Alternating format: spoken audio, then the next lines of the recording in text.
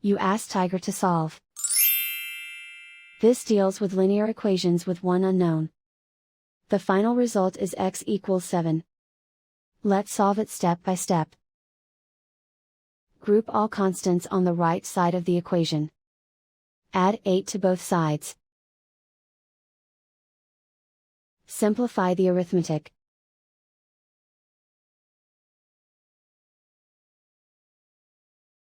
Isolate the x. Divide both sides by 2. Simplify the fraction.